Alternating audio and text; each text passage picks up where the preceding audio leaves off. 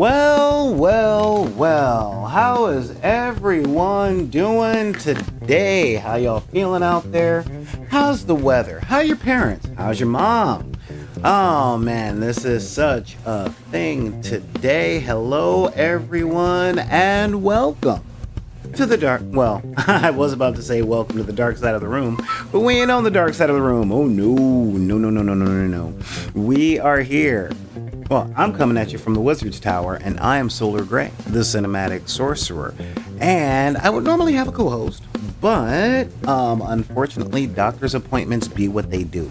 You know how they say like, oh no, come in, we'll schedule you in for 10, and then you're in the waiting room until like 11 or 1, and then they're like, I just love how a lot of these places love to treat your time like you're doing nothing else outside of them. Like, what? You came here you came here to pick up a new pair of socks today? Yeah, well, you should have scheduled the whole day, I mean, that's because socks are an intricate thing, you understand? So if you're not scheduling your whole day aside to pick up that one pair of socks, then, I don't know what to tell you. You ain't doing it right.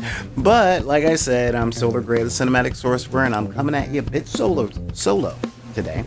But we are here to bust a recap on Moon Knight episode 5, I think. Yeah, it says episode 4 and on the title because I'm not right about everything. So let me just fix that real quick. There. Oh, not episode 54, episode 5. Yeah, that is what we are doing. Boom. There we go. It now says episode 5. Everything is good. Everything is happy. Why am I a little more animated than normally today? Because this one, if you watched it, you watched it.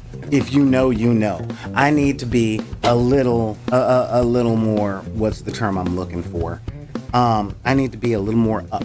Yeah, that's the term I'm looking for. Up today.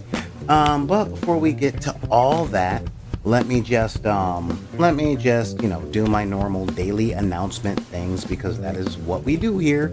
We're always doing that thing. So, if you guys got any questions or comments or anything and you're not quite sure how to express them or talk to me about them, well, that's simple. You can always hit me up on backinthedeck@gmail.com. That's BACKINTHEDECK@gmail.com. You can also find me on the social media that we all have and none of us like. Not a single one of us. Nope. None of us like it. Be it Twitter and Instagram. Look for us over on TikTok and all that jazz. And isn't it fun? Isn't it great? Isn't it swell? Isn't it fun? Isn't it?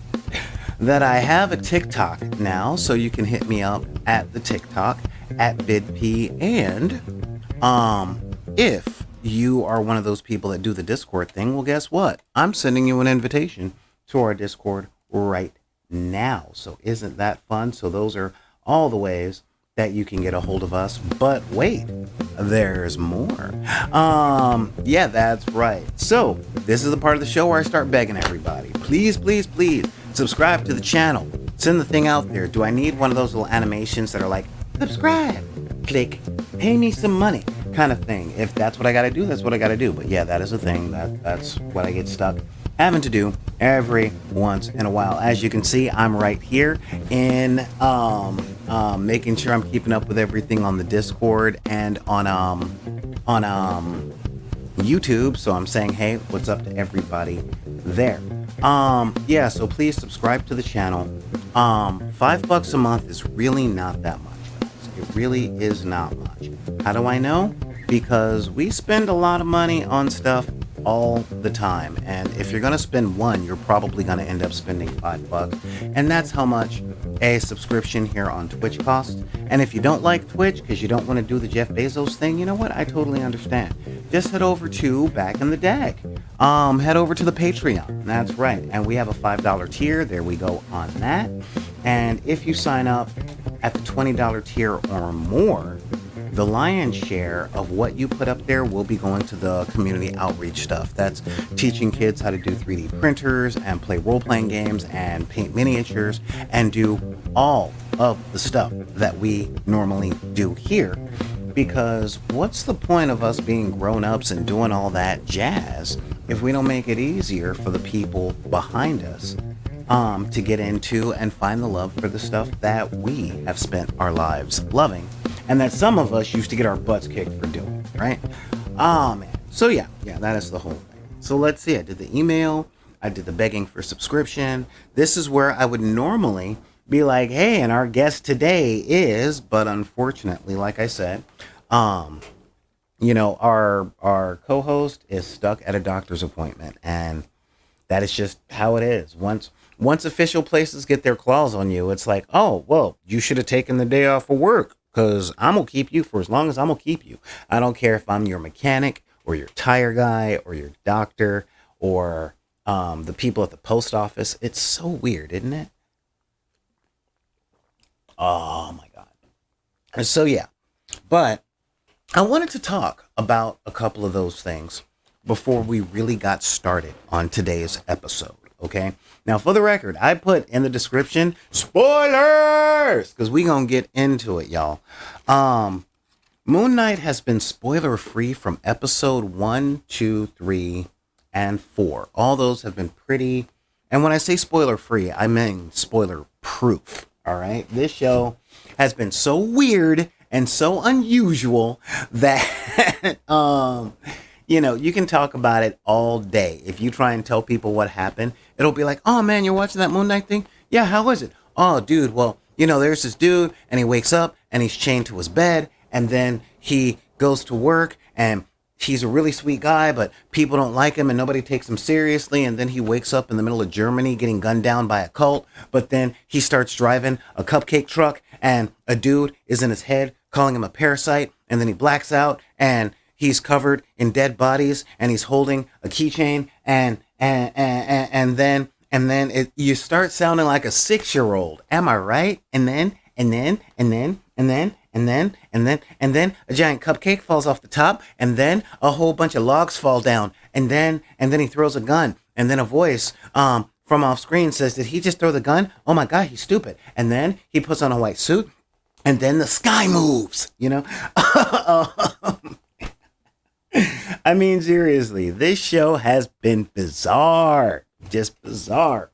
Oh my God. Again, this is just a show and then he has a fish that is like Nemo, but his name is Gus because he likes asparagus, or is it sarcophagus or something on a boat? And it's that. And then the cape came out and he punched the guy in the face because a werewolf chased him through a museum. And then he went to the bathroom and he beat the guy with a toilet. But the werewolf was like, no, let me out. And he's like, no, I'm going to beat you in the head with the toilet. And I mean, seriously, this show has been super bizarre. Super bizarre. And truth, I love it. I really do. I'm loving this show. By the way, I didn't make up a single thing that I just said. All right, not a single. Everything that I just said came straight out. I mean, straight out of the show. I'm like, this is the whole thing. But I do research. I tend to see what everybody else is saying, what points they're bringing up, what they might have missed. They might have missed that I caught. What I might have caught that they missed. So we're gonna get to that. But before we do any of that, I got to give a shout out to my royalty tier on my Patreon.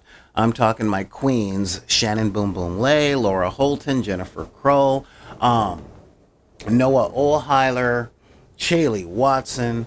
Did I say Laura Holton? I think I said Laura Holton. My kings, Christopher Chalmers and Laura Gross, along with my ace in the hole, Joseph Hines. Like, seriously. You guys really do the stuff. Hopefully I fixed my 3D printer. I'll know by tomorrow. I've been having so many print failures, which is gumming up my works, man. It's a real thing. It's a real thing.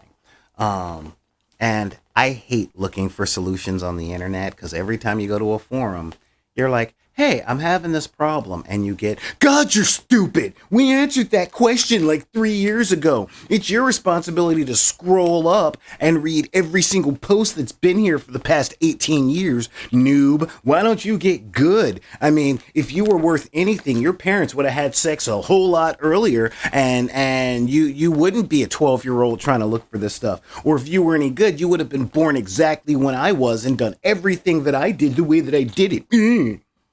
Not that I'm mad at the internet. I did something today that I really shouldn't have done.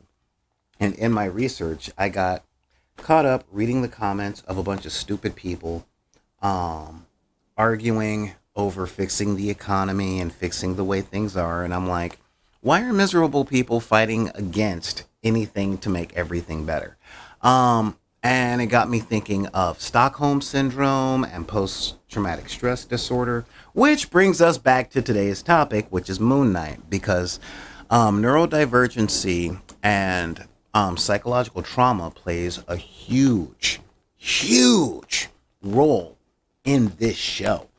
All right, I'm not joking. This part is not for the faint of heart. Okay, last night. Well, all right. So let me start with busting this recap. All right. Last night, we pick up where we left off with our heroes in a mental institution, having just said hi to a hippo. And when I say a hippo, I literally mean a hippopotamus. That just said hi, and and we're like, what just happened? What just happened? I mean, it was kind of cartoonish, but yeah, they're saying hi to a hippopotamus that's dressed in all the bling. All right, and I love that, just all the bling, bling, bling. And that was very cool. I really like that. Well, turns out, these guys are in the afterlife, and it's a whole lot of interesting things because this is the origin episode. Every Marvel show does it. Every single Marvel show does the origin of something or someone. Like, what are we looking at? How did we get where we were? In WandaVision, in our penultimate episodes, we got how she got to New Jersey, what she did to build the neighborhood, and her origins as a mutant and the stuff in Sokovia, all that, and Winter Falcon and Winter Soldier, or Falcon and Winter Soldier, not Winter Falcon and Bucky Soldier or whatever. We got the origin of the Atom Smashers and the origin of what I like to call Dollar Store Captain America. Every single one of the shows gave us an origin for one of the main characters, and this one is no different. All right. Thing is, we got our characters, Mark Spector and Stephen Grant, in the afterlife. All right. And according to Egyptian mythology, or Egyptian, I guess you can say Copticism. I'm not quite sure. In order to pass on to the afterlife, your heart has got to be balanced. Now, they changed up a couple of things for this episode, for this show, actually, because it makes sense.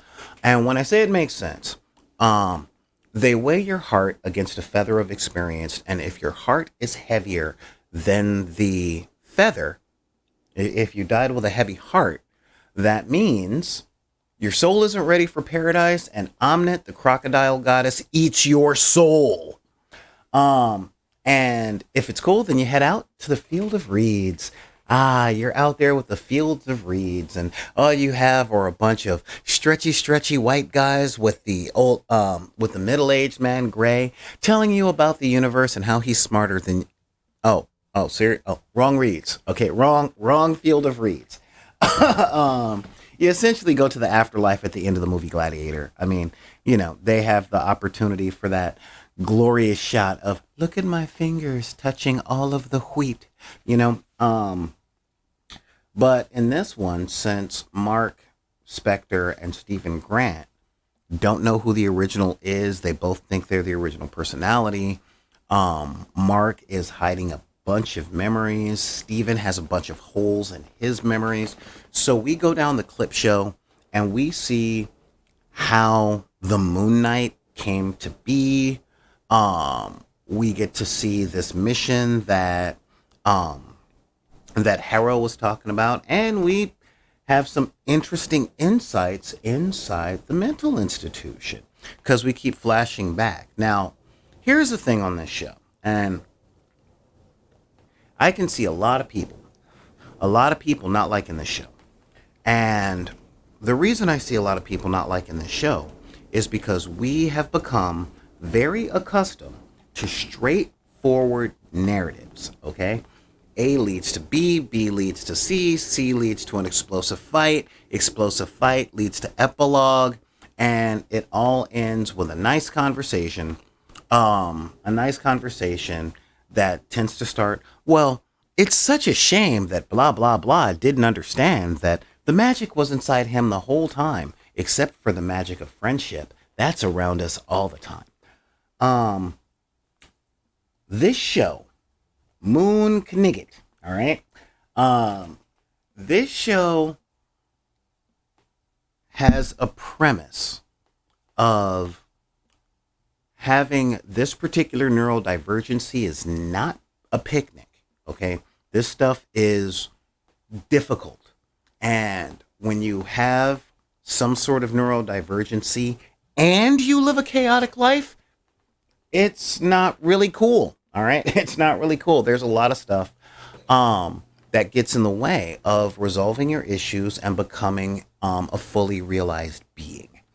And the fact of the matter is, that's hard enough for the neuronormative to work out their memories and work out their beliefs and signals and all that stuff to become a fully realized being and to find fulfillment and joy in their lives. So I really like that this show really shows that, man, it's difficult, but it also shows the childhood of one of our main characters, and it gives us the origin of both Stephen Grant, it gives us both the origin of Stephen Grant and Mark Spector. And excuse me, I'm gonna tell you guys, this one was rough, okay? And I mean really rough. If you guys haven't watched this one, we're doing some serious spoilers, and honestly, a lot of people cruise through these live streams that I do, and they're like, okay, well that's all right. We're talking some D&D. Oh, we're talking some comic books. All right, this is some stuff that we talking. All right, let's keep talking that stuff. Whoa, this just got heavy. I came here to talk about some roly math rocks and some flippy comic pages with a bang pow zoom, not narcissistic parents or post-traumatic stress disorder or things like that. You know, well, guess what? We are talking about the flippy comics with the bang pow zoom, but this one just happens to deal with a whole lot of heavy stuff. I mean, seriously, I had to watch a show about outlaw bikers killing pedophiles and running drugs to clean my palate from how heavy this particular episode got. I'm gonna let that sink in with you guys for a minute. We good? We good. Yeah. So real talk, this episode, we got to see the full life story of both Mark Spector and Stephen Grant. And let's recap that right now. Grab your tissue, okay? Turns out when Mark Spector was a little kid, he was just a little kid. You know, he was like 10 years old, little kid. He had a younger brother. And he and his brother grew up in Chicago, which has been hinted at a lot in the show. And he and his little brother used to go exploring the caves. Now, for you youngsters out there, there used to be a place called Outside that we went. And us going outside was a lot like y'all going on the internet today. It was just a different time. And we would go outside and play pretend or go exploring or see our natural world. I ain't saying it was a better time. It was just different. That's all. Now y'all can do the exploring and all that stuff with the Google Maps, and you're being real safe because you ain't got to go to that outside place. 'Cause that outside place comes with a whole lot of allergens and a little bit of melanoma. So, Mark and his brother Randy, would explore the caves near their house, but, their mother was like, "Don't go in those caves, in the rain." And the filmmaking on this was fantastic because those caves were super duper claustrophobic. Okay. They have like really small corridors, and you practically had to be a Jackie Chan stuntman to get through most of them. But then it started to rain, and once it started to rain, and this is Steven going through this memory, and he's trying to save the kids because he's just a good, sweet guy that it's steak time. Oh, that's too many flashbacks to junior high, and But yeah, when it rains, this cave would flood. Okay, that was the whole thing. And it turned out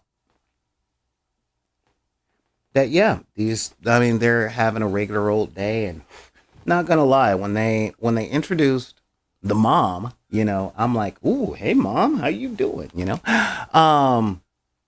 And we saw Steven like, "All right, see you later, alligator." After a while, crocodile, says mom.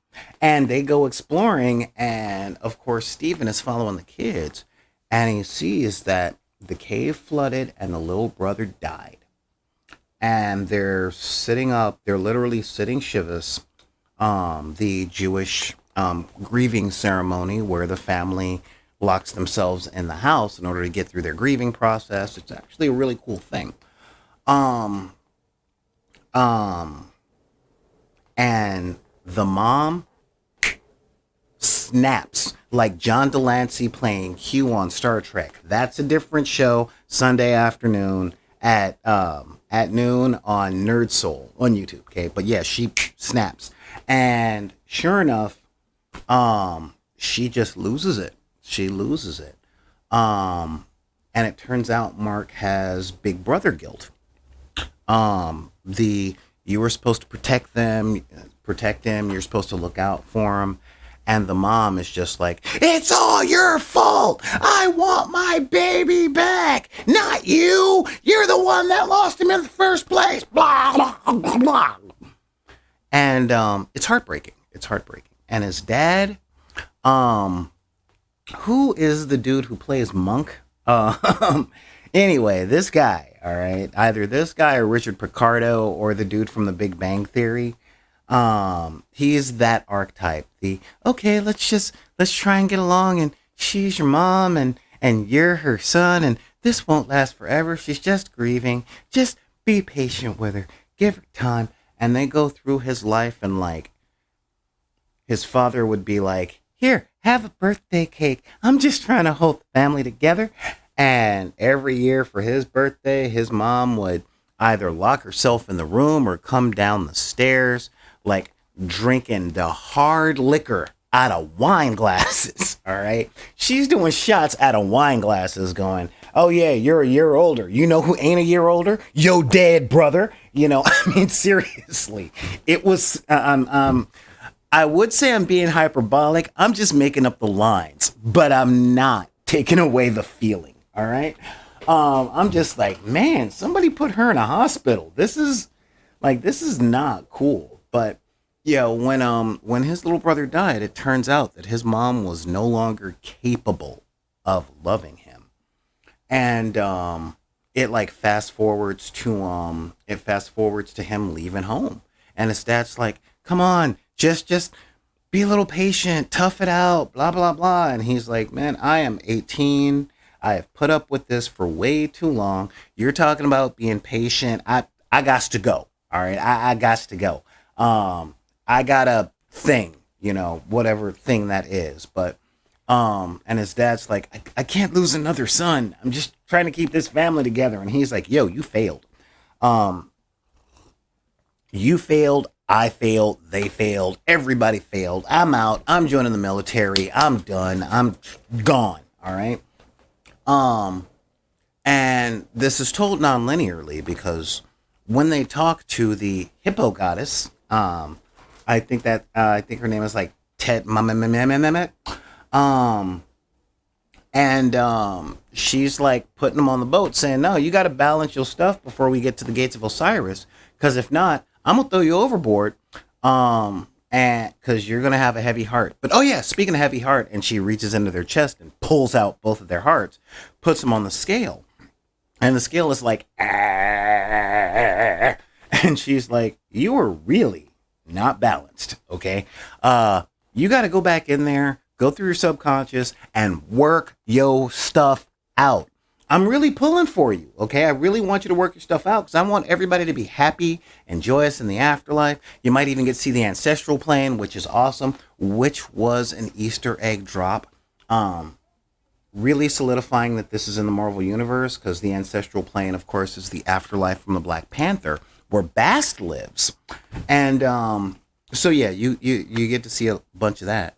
And then Steven is being chased by Mark as he's going through all these memories, and Mark is like, no, don't go through there. You know, and sure enough, they go to that one memory where, little Mark is in his room and his mom is just banging on the door. It's just, you open this door right now. And Mark is like, I hate her and all that stuff. And I'm like, oh, wow, 8th grade. And, I hate her and I don't know what to do. And I'm going to throw some stuff off of my desk. And sure enough, the pounding keeps going, the yelling keeps going, all of that stuff keeps going. And Steven retreats, or Mark retreats, and Steven comes out for the very first time. And he turns into this little British kid who's like, oh, wow, this place does look a mess. Well, I'd best clean it up before Mom gets in, type of thing. His name is Stephen Grant, but he may as well be called Pip because his name is Philip Pirrip, and instead of saying Philip Pirrip when I was a young boy, I could only say Pip. It's almost like the way that you say Paschetti's. And his mom busts in, and she's like, "You're gonna learn respect," and pulls a belt off the wall, and all you get is thwap, thwap, thwap, while adult Steven watches this and comes to the realization that he is the made up personality. He's the part of the personality that Mark created, whose only memories of his mother are the loving ones. Like, he is the personality that manifests, that believes deeply that his mom loves him, and he can't remember the beatings and the yelling and the name calling. And they showed a lot on this episode, and they implied even more. You get what I'm saying? And that part was heartbreaking. And then we flash into the mental institution, and this whole time he's talking with Ethan Hawke, who went from, hello, I'm a cult leader magician that only speaks calmly, but I'm evil. I'm so evil. This is the life, you see. The devil tips his hat to me. It's so easy when I'm evil. To, like, real talk, he goes from that to, I'm actually your doctor and I'm trying to help you psychologically. He even calls him Ned Flanders. He's like, put on a little mustache and the glasses and and you slick back. It's very Ned Flandery, and you almost expect Ethan Hawke to be like, well, okily dokily. Now let's talk about your family just a little more, okay? And he's like, no, you were telling me about all this stuff when your mother died? And he was like, no, no, mom's not dead. I talk to mom every day. And he calls up and he reveals that she died a long time ago. And you can just see Stephen with a V just crumble. Okay. And he flashes to one of the other memories where it's Mark Spector standing outside of his house as his family is sitting Shiva for his mom. And he's standing outside, he's dressed in black, and he's drinking out of his good old flask. And he's like, I ain't going in there. I ain't going in there. And his dad sees him at the window like, come on, son, come on in. And he's like, nah, man. Nah, we gotta go. Walk. I'm walking, And as he's walking, he's breaking down and grieving for his mom. And he hits the floor, takes off his yarmulke, starts crying.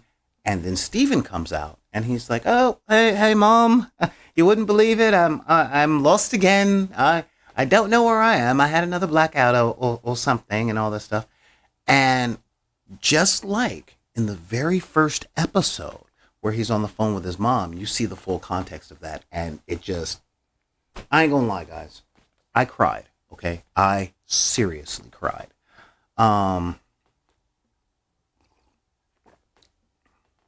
Because this was literally one of the best depictions on screen of grief and guilt and sadness that I've seen since Black Snake Moan. Okay. Let's see. We got Antoine Allen saying between this episode and seeing Everything Everywhere All at Once the past weekend, my mind is mush. Right? Right? I mean, seriously, Antoine, that like my mind ain't mushed. My heart is just busted. Okay. As you regular deckers know, we just passed the year of my mom passing. And my relationship with my mom was a lot like Steven's, where we talked almost every day. I visited once a week and all that stuff. So when and we do have a turbulent past, okay? So when I'm looking at Mark Spector just breaking down and hitting the ground because of all the things that were said, all the things that weren't said, all of the things that never can be said, either again or initially. Bruh, I ain't gonna lie. That I understand the separation. I understand the disassociation on that one. Because this is very much within the vein of the regular Marvel straight to TV shows. Because I don't know if y'all seen this. I don't know if y'all noticed it, but the Marvel Cinematic Universe. Oh my God, it's cool. I get powers. I go to space. I fight aliens. Sometimes things are sad, but Mary Poppins was my daddy, and that other guy was just my father, but he wasn't my daddy. But I had a pretty cool dad, and I'm gonna cry a little bit, and now I'm gonna finish being a space pirate. Or, I miss my parents, I'm an orphan, but I got billions of dollars, and I make all these suits, and my wife is a supermodel that sells rocks to put in your body, and all that stuff. So that's all fun. And I'm a man out of my time, but I'm a good man, and I like helping people because my name is Steve. All that stuff is great. But then you turn on the Marvel TV shows. You turn on the Marvel TV shows, and it's like WandaVision. Hey, everyone I love is dead. I can't control my powers. Everything hurts, and I'm going to share my grief and misery with an entire town, whether they like it or not. Okay, well, that's kind of dark. Winter Soldier and Falcon. I saved the world, I saved the universe a whole bunch of times, but a brother can't even get a loan to save his family's house, and people are looking at me, and it's like, oh man, this is super sucking. Oh wait, my best friend, who was one of the coolest people I know, but he got his powers by government experiments on people that look like me, who got erased from history. Well, that sucks. So it sucks to be an Avenger. It sucks to be like Wanda or Falcon or Loki, who, yeah, I'm so emotionally messed up that I fell in love with myself and then she dumped me. Um, and now we got Moon Knight. And, and now we got Moon Knight. And it's like, yeah, look at this grief. Look at this loss. Your life sucks so hard that you disassociate from yourself. And the best moments in your life are when you sold your soul to a jerk that makes you kill bad guys and forget that you did it. I'm like, dude. All these people that said the Snyderverse was too dark can only say that to me if they're talking about color grading at this point, okay? And let's not talk about the Netflix Marvel shows like Daredevil and Luke Cage and Jessica Jones, right? This is some dark stuff. And off topic, okay, off topic, because yes, I'm hiding from the fact that thinking about my mom and how and all that other stuff hurts really deeply, and yet it did cut close to home. But thinking about this, I've been saying stuff for a very long time about the differences between the two biggest companies, okay? Marvel is supposed to be a reflection of the real world and how humans can become gods and what that would be like more closer to realism. And DC is about gods learning to be human in a world that's pretty good overall. So I'm like, yeah, the Marvel universe sucks. Not in quality, but I wouldn't want to live there. Okay. I mean, some people get superpowers and are literally lynched all across the countries. What's up, X-Men? Some people develop superpowers and go working for the government. Some people work for the government and get screwed over. There are plagues, like, superheroes start fighting in the middle of the city. And if you're a cab driver, a building could fall on your car. I'm like, you know what? I don't want to live in the Marvel universe. No, thanks. I'll take, like, when I think about the two comic companies, right? I'm thinking, all right, where wouldn't I want to live? And when it comes to DC Comics, my only answer is Gotham. I would not want to live in Gotham City, okay? Metropolis, cool, I could live in Metropolis. I could live in Keystone City or Star City or, those places. But yeah, yes, there was an insurance comic about an insurance company that was from Marvel, and that was called Damage Control. And yeah, it was literally about the insurance. It was essentially who Michael Keaton lost the contract to in Spider-Man Homecoming. And yeah, I mean, real talk, the Marvel universe would not dig it. It's like these shows are saying, yeah, you think you might want to be a superhero, but this is what your life is going to be like. So work at Subway. Trust me, it don't suck as bad as this. So yeah, this episode goes through and they get to the gates of Osiris and the scales aren't balanced. And the hippo goddess is like, I was really pulling for you guys. I'm sorry, but yeah, the restless dead. Yeah, they gotta hang on. Let's see here. What's this? Yeah. Yeah, the restless dead. They're coming to claim you. And the restless dead took the forms of all those people that Mark had killed as a mercenary. And they're doing the fight while Steven is trying to steer the ship away from the gates of Osiris to get back to the regular world, because the hippo goddess was like, what are all these souls doing coming down here and hitting the oh my god, this is evil. This is all these people. Okay, no, you guys got to get your heads together because somebody's got to fix this, And I'm like, all right, cool, I'm with it. I'm most definitely with this. And see, what was the one they were the one where they're a flower city or a flyover city? I don't know which one you're talking about. Black and white, now in color. What was the one where they're a flyover city? There's a lot of comics based in flyover cities. But yeah. And so they're trying to get it together, but then the dead come and they're doing all that stuff. And Mark is fighting them off. Steven has taken over the boat. And then Mark starts getting overwhelmed. And Steven is like, wait a minute. You got this, man. But if I'm you, I got this too. And he starts fighting and he saves Steven. And then he falls overboard. and he hits the sand, and we not only get to find out that Mark is the main personality. When we find out that Mark, the character that we haven't really been following for this show, we've built the emotional connection with Stephen with a V. Oh, well, look at this is we're inside the Great Pyramid of Giza. This is fantastic. Yeah, he goes away. He dies. He gets absorbed by the sand.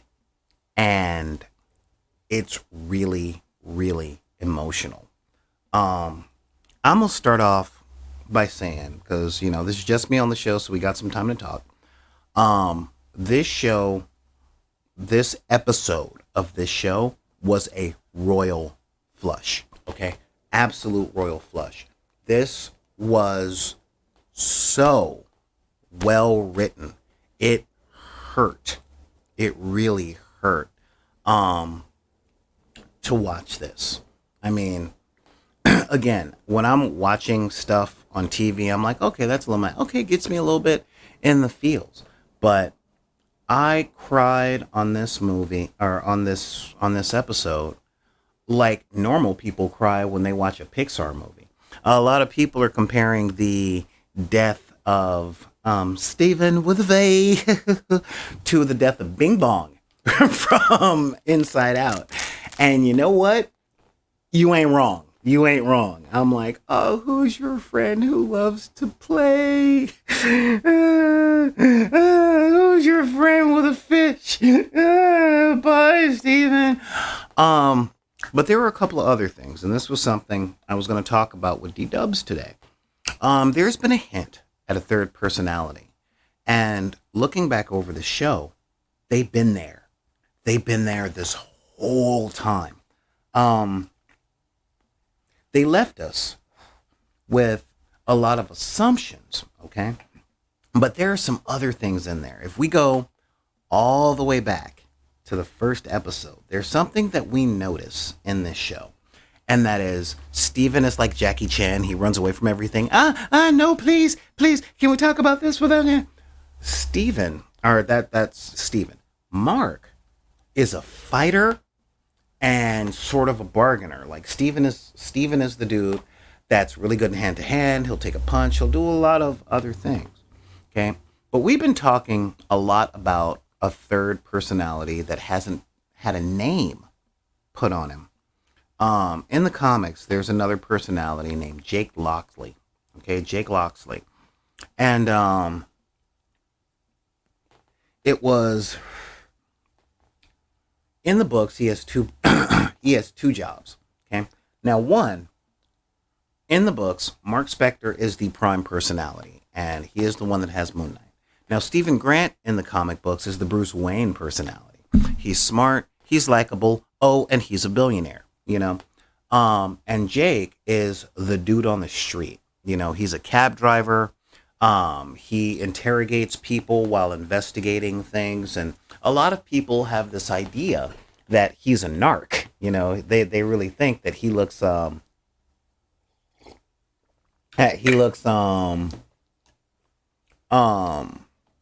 yeah, they're really trying to make they're really trying to show that in the books they think that he's a narc and he's really aggressive, right?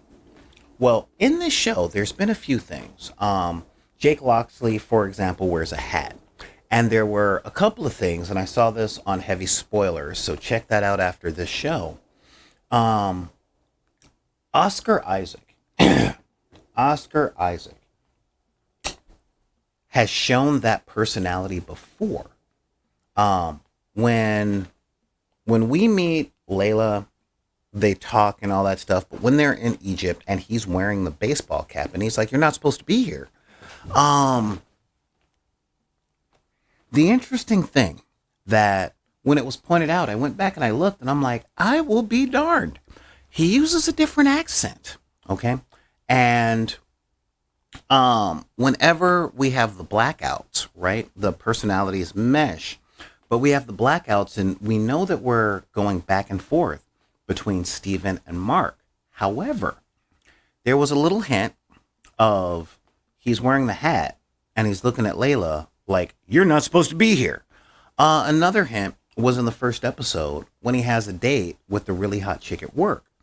We all thought that Mark did that, but as the show goes on, actually, Tyler, I gotta disagree with you. They're showing mental illness is horrible. When we go back and look at as the show moves forward, okay, as the show moves forward, we see that Mark Spector genuinely loves Layla, and he ain't thinking about dating or anything like that. He's trying to get out from under the thumb of Khonshu and a whole bunch of other stuff like that. So who made the date with what's her name? You know, in that first episode when he's in Germany, he blacks out and he wakes up around a bunch of dead bodies. And we talk about how Mark has killed people, but most of the people that Mark killed, and this is a cinematic thing, when you look at the way that Mark kills people, it's mostly with a gun from range. Okay. And then we get the episode, I think it's episode 3, where they're running through Cairo, and Mark is fighting and all that stuff, and he holds a knife to the guy's throat, and he starts asking questions. And you get Steven saying, no, don't do it. But Mark is very much doing the tell me what I want to know, or I'm going to kill you thing. And when somebody dies almost at his hand in that episode, he's shocked and he's appalled.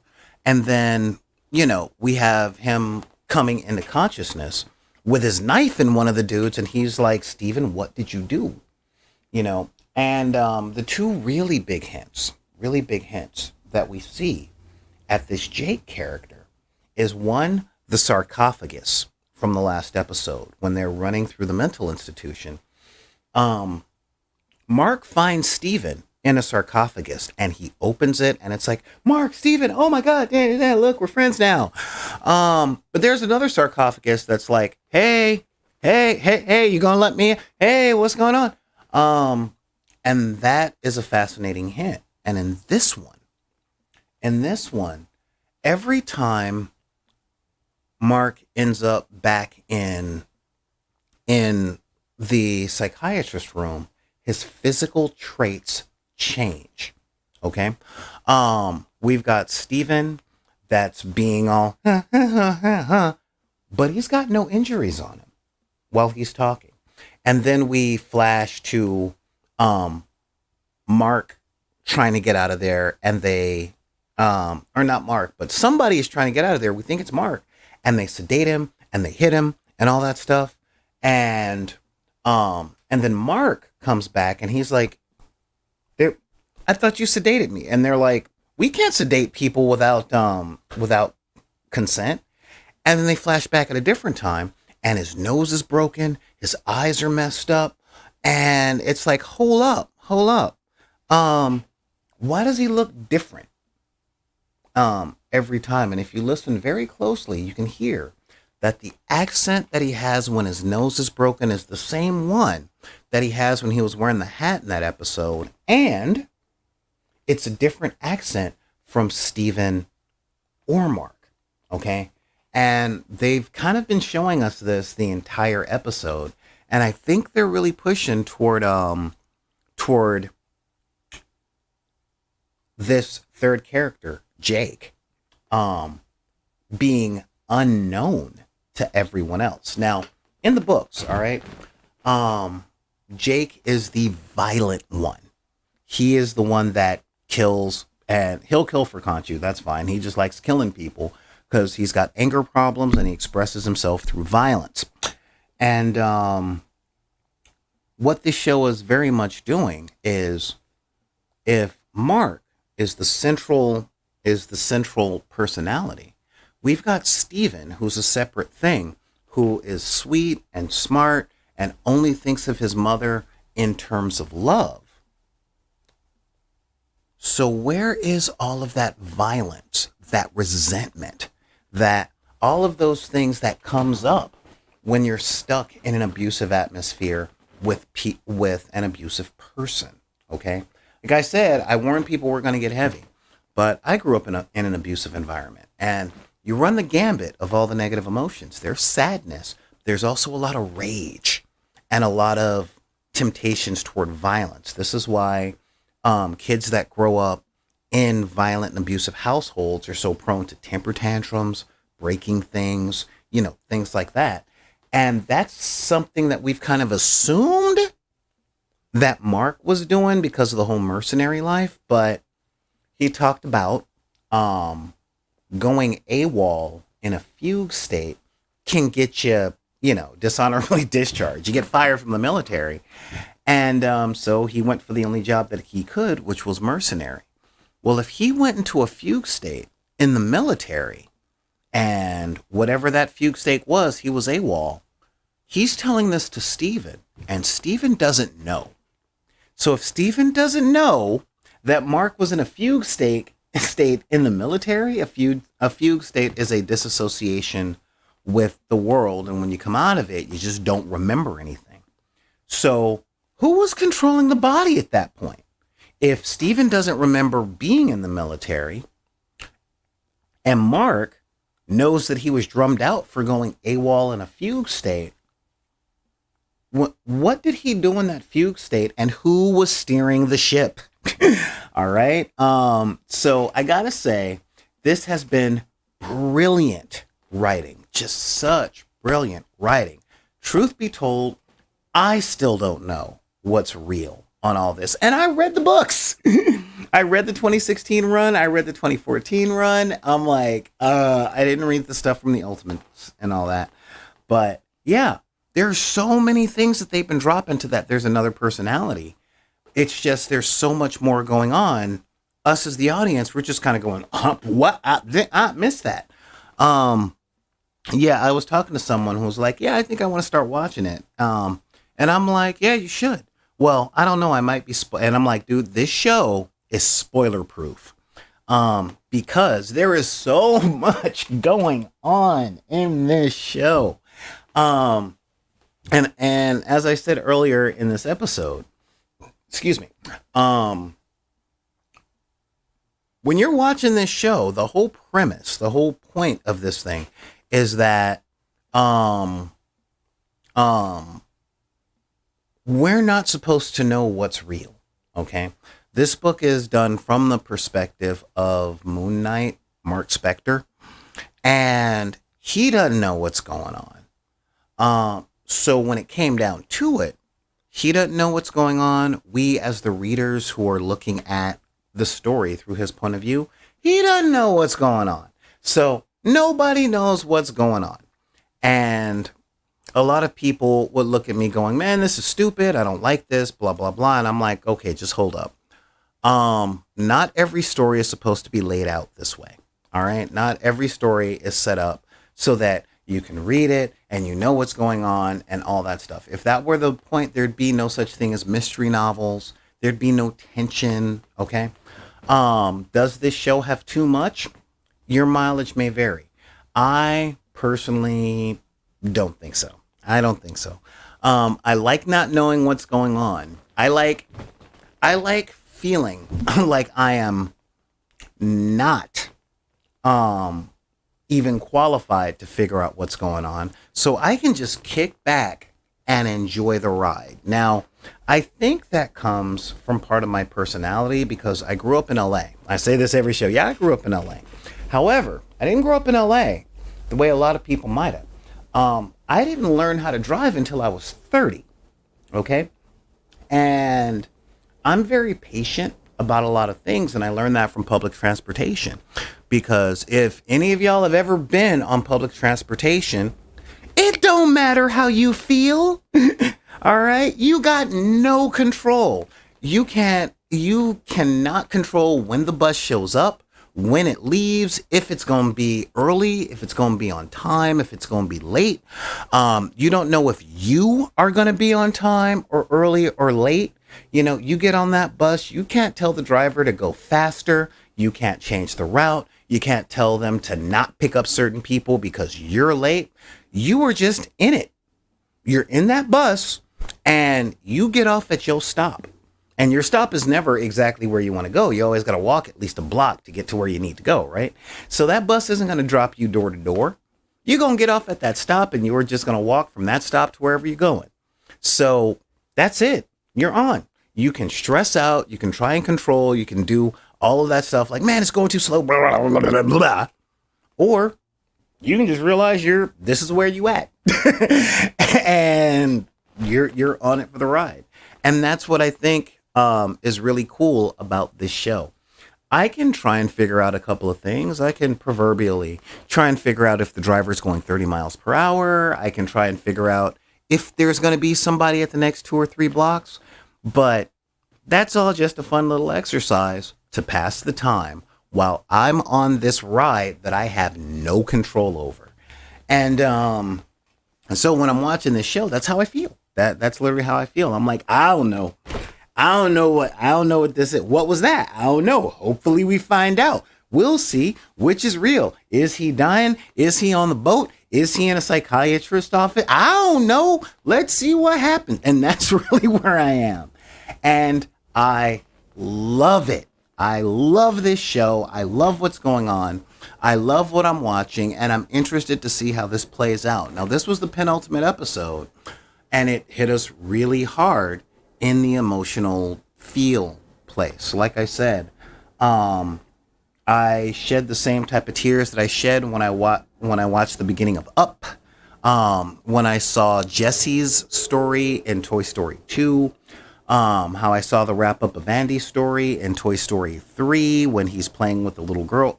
Them's the feels, when Steven was like, no, good luck. And I'm like, who's your friend who loves to play ping pong? So yeah, I ain't gonna lie. I love this episode.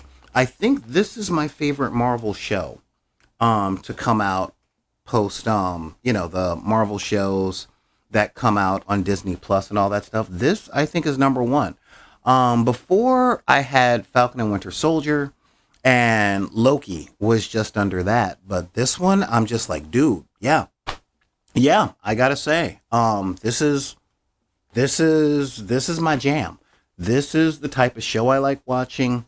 This is the experience that I like having with stuff. It's a lot of the reason that I like to go into this is the reason I like to go into a lot of movies cold, not seeing all of the stuff that comes with our culture today, which is all the spoilers, all the previews. I noticed that, for the past couple of years, we've been predicting what's coming out on movies that are 6 months out based on the toys that are coming out. So I get it. I get wanting to know what's going on and stuff. And with Moon Knight, you can have all the spoiler information that you want. It won't help. Just strap in, enjoy the ride, watch the show, see what happens. It is so rare for me to see something that was created specifically with the intention to watch it multiple times. Because this show is a lot like a David Lynch movie. You ain't gonna know what's going on if you see it once and then call it a day. You're gonna have to watch this over and over and over and look at the Easter eggs and look at the foreshadowing hints and have discussions about this stuff. I'm like, this is pure art. This is great. So yeah, this episode, and I don't give out this rating very often. I think maybe once or twice a year. But this episode, in context with the rest of the show, is a royal freaking flush. All right. This is an absolute win. Does it stand on its own? No, this does not stand on its own. You got to watch the previous 4 episodes, but I will tell you, if you watched it on its own, it would be good and confusing. I don't mean high quality and not understandable. I mean, this is good and confusing. I don't know what I'm looking at, if you watch it in relation to the rest of the series. After you build relationships with the characters, you see the different worlds, you see the tragedies, you see the tenuous relationship of the Jewish boy who's enslaved to an Egyptian god. Don't think I don't see y'all. Yeah, you get to see all that stuff.